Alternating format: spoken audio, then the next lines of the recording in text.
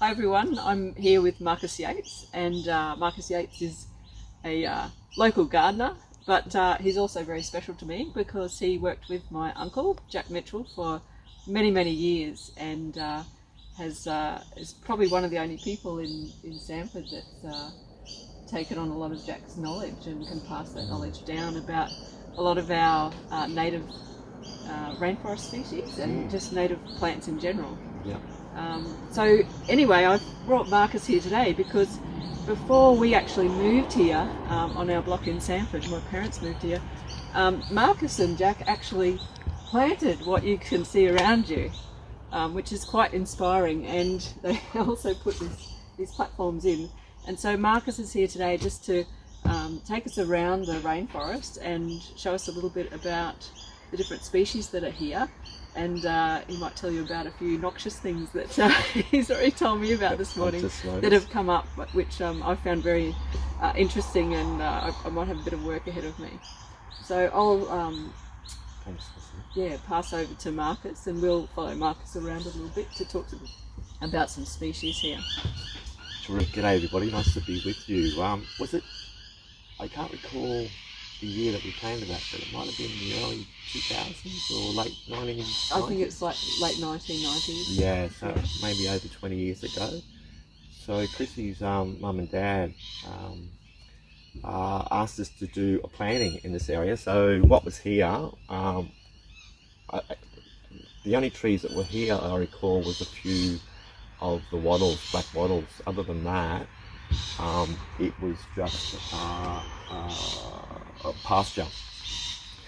So Jack and I, so I'll start from the top. So I started working for Jack Mitchell in 1994 on a full-time basis, and then had the privilege of working with Jack, a remarkable man, on a contractual basis and casual and full-time for the next up until 2 years before he passed away in 2018 May. Yeah. So I had a long association with Jack, and he was an incredible man and had an affinity for the forest. He grew up and spent lots of his youth walking the scrub, what they call the line scrub. Now we call it the rainforest, but he had an incredible observational abilities, and so all his knowledge came from his association with the forest, his observations,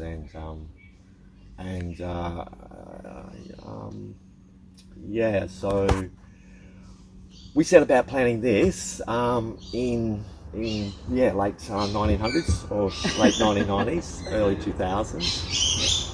And so we might just go for a walk, and I'll describe some of the trees. First of all, you may notice this crocus palm coming up. So I've just arrived here, but I'm assuming there would be a parent palm that's producing seed, and it's being spread right throughout this forest.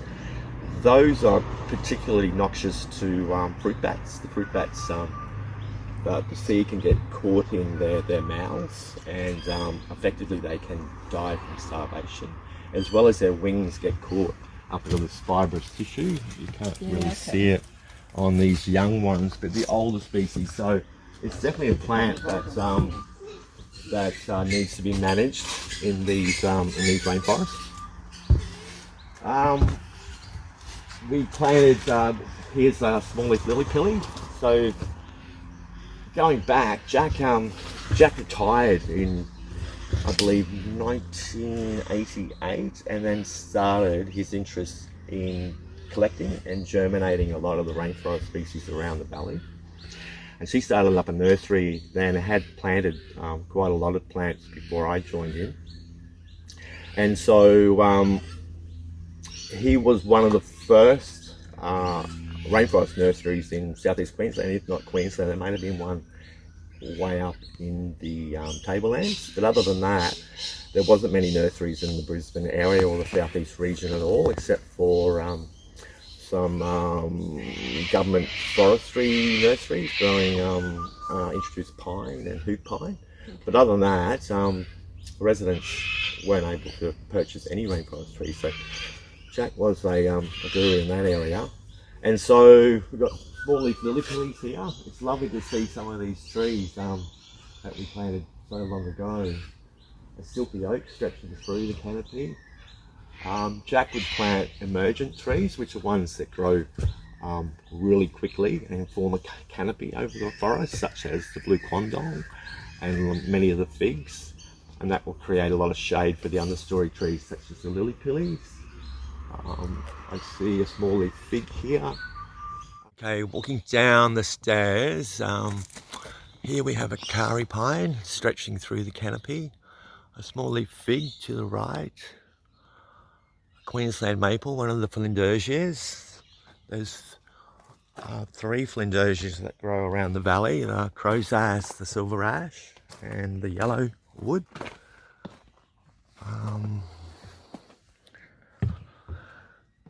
Here we have a habitat tree, a stag, one for the ground mammals, a macaranga, more crocus palms, Easter wattles, some regeneration of some silky oaks coming through.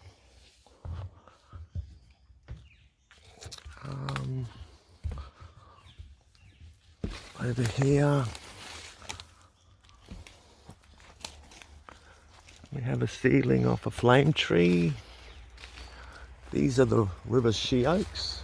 They do a tremendous job holding the soil together and preventing erosion in these gullies. The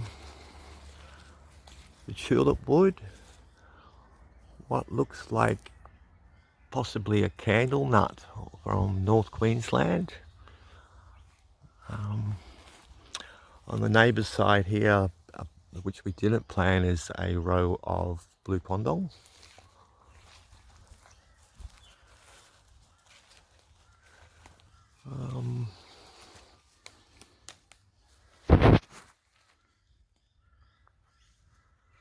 A blue quandong just here. Must be a parent tree up the gully, and it's floated down in the water. There it is there, the parent tree straight through there. A water housia, understory tree, a lily pilly, a kari pine, another lily pilly, Queensland maple, which he had a particular fondness for because of the high quality timber. White beech. So let's go for a walk up this path and see what else we can identify. A purple cherry, another lily pilly. Lots of crocus palms that needs some attention. That's a tulip wood.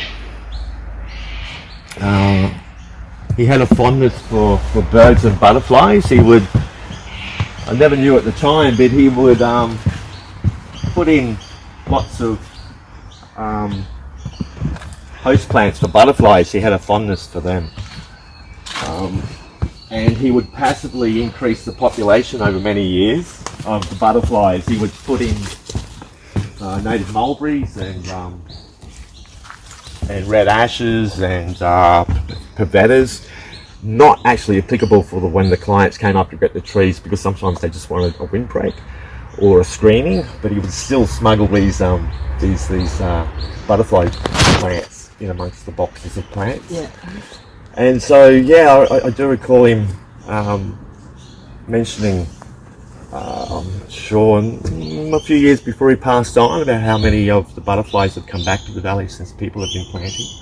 That's one of my earliest childhood memories of Jack, is his love of butterflies. And yes. He taught me a lot of different butterflies. Yes. Showed me a lot of different butterflies. He had a broad knowledge on butterflies. Yeah. He was very much a naturalist and had a fondness for birds and butterflies. He did tell me a story when he was working up his son's property in Guru, where he would rest at lunchtime, have a nap. Yeah. Prior to that, he had an association with a blue triangle butterfly who would visit. He would pour some honey and water on a honey jar lid, and the butterfly would drink from that. But on one occasion, or on this occasion, he was telling me when he was having a nap, he woke to an itchy scratch on his nose, and it was the butterfly visiting him, to waking him up so he could get a feed, I suppose. Yeah. Many stories like that. Yeah. So more lily pillies here, curry pine. You can hear the birds. Yeah. Yeah. More cocos palms. I can see a hoot pine, a Queensland maple, purple cherries, red kamalas, weeping lily pillies. So we also planted a screen for Chrissy's parents around the perimeter using weeping lily pillies and the small leaf lily pilly. They're resistant to the psyllids or the sap-sucking insects. They don't get that black sooty mould, and even though the waterhousey is predominantly found in the creeks, they do tolerate drier areas. So they've noticed that that's created a lovely screen around the boundary. Yeah. I remember Marcus, I went to one of Jack's workshops in my younger years. Yeah, it was as a uni student, he had many workshops. But I remember visiting a plantation out near Richards Road. Yes. And one thing I remember about Jack's mixed species composition is the quandong and picking a fast-growing tree that went up quickly, and then the others kind of in their need to compete grew very fast. And we went to one there which we walked into, and you would think it was a 40-year-old forest, and I think it was 8 or 9 years old at the time. Yes, because the growth rate was so spectacular. Yeah. He had a fondness for the blue quandong. Yes. Very much. Yeah. The parrots would remember working in his nursery. He had a boundary of blue quandong, and when they were in flower, the parrots they would just feast on the nectar and the bees. And also he used it extensively in his timber plantations as a quick maturing, early harvesting plant. Yeah.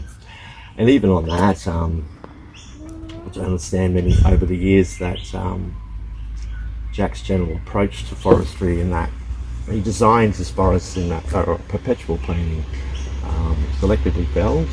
That would always remain, that would fruit and seed, regenerate. And Nauru's what the Scandinavian countries do. They have much higher affinity for their forests, I would say, and a respect. And Jack designed his forests to have that gentle approach as opposed to cliff-felling monocultural design plans. No, I remember when I started at uni, and he was trying to have the CSIRO do some experimenting out here. But at uni there was a few skeptics there because they were doing a lot of research on monocultures, and they kind of, had a bit of a laugh at this sort of novice, cocky that just did research by observation. Yes. And then when I finished university, they were all after his ideas because there was this point of 5 years where that mentality around monocultures to mixed species composition, all of a sudden people started looking at what Jack was doing and said, wow, there's something in this. Yeah. And so by the time I finished uni, they were all wanting to know what he was doing, which I found really interesting. Yeah. Tide turned. Yeah, the tide turned very quickly. That's right. Yeah. Okay, well, I've got something exciting to show you because I've always grown veggies and fruit out here. Sure. So for people that don't know me, but they'll know from my presentation day for this trail that I grew up out here as a teenager, and then I had a career, went off and then moved back about 10 years ago, and love it out here. But so I've always been a fruit and veggie grower and never been able to grow things like this. But just before Jack died and I had visited him in hospital, and he told me about some white beech in a secret location here. Mm. And They are quite a distinct variety of white yes, beech. that's They have right. a very large seed. Yeah, and so he told me about that, and he wanted actually me to sneak him out of hospital. And so I went up there, which I think you did a few times, because he just wanted to get to the forest. Yeah. And so I went up, and he said, I don't think I can go today. And I said, that's okay, I'll go and collect some seeds for you. Was this in the Gibbons Road planting next to our... Yeah, it's a secret one. Okay. Yeah. The secret tree. The secret within the tree, forest. that's Yes, right. yes. So I got some seeds for him. Anyway, he passed on, and so I planted those.